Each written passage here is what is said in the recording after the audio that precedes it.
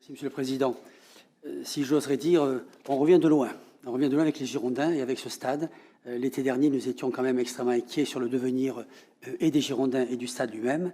Les choses ont quand même évolué dans le bon sens, puisque depuis, grâce à une mobilisation très générale, une espèce d'union sacrée autour de ce club et de ce stade, on a évité la catastrophe avec ce club qui reste en Ligue 2 malgré tout. Et c'est là où le miracle commence, c'est que cette Ligue 2 finalement attire à retrouver son public, à retrouver toute sa force, sa jeunesse surtout, et l'envie d'aller voir jouer cette équipe de foot.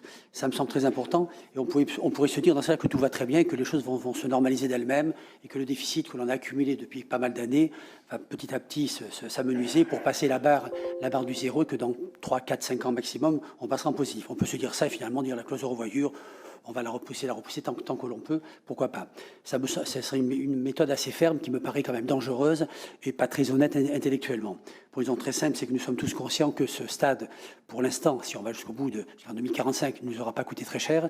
Je vous rappelle que malgré les 15 millions de subventions de la métropole, doublées de la même somme par la région, la ville de Bordeaux ayant mis 17 millions, l'État en ayant mis 28, finalement, quand on fait la balance entre ce que nous payons et les redevances que nous retouchons, au bout de ces 30 années-là, on payera ce stade grosso modo 110 millions, il en vaut au minimum 230. Donc c'est plutôt une bonne affaire. Donc moi je serais partisan tout de même de revoir cette clause de revoyure avec un peu de souplesse. Enfin, souplesse ne veut pas dire non plus largesse, hein, c'est pas du tout la même chose. Je pense qu'il faut être autour de la table. Je sais que vous l'avez commencé, Monsieur le Président. Si c'est plus compliqué qu'on ne peut le penser, nous proposons de mettre un groupe de travail en place pour y travailler avec des chiffres tout à fait concrets, obtenir le plus possible et avec le plus de transparence possible. C'est pas toujours facile. Et je l'ai su pendant quelque temps, les chiffres de SBAMM, de manière à pouvoir se décider ensemble.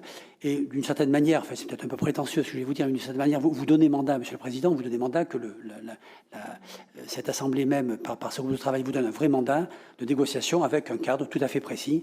Encore une fois, ne soyons pas naïfs, faisons preuve d'un peu de souplesse parce que c'est quand même notre intérêt, parce qu'à l'arrivée, on n'a rien à perdre, très sincèrement. On a déjà gagné 100 millions d'euros sur ce stade, donc on n'a pas grand-chose à perdre, sauf à tout perdre, le stade et le club. Donc, voyons, c'est pour ça que je pense qu'il faut de la souplesse. Et nous sommes prêts, Monsieur le Président, encore une fois, à participer à ce groupe de travail pour nous aider tous à nous sortir de cette difficulté passagère, je le pense. Merci.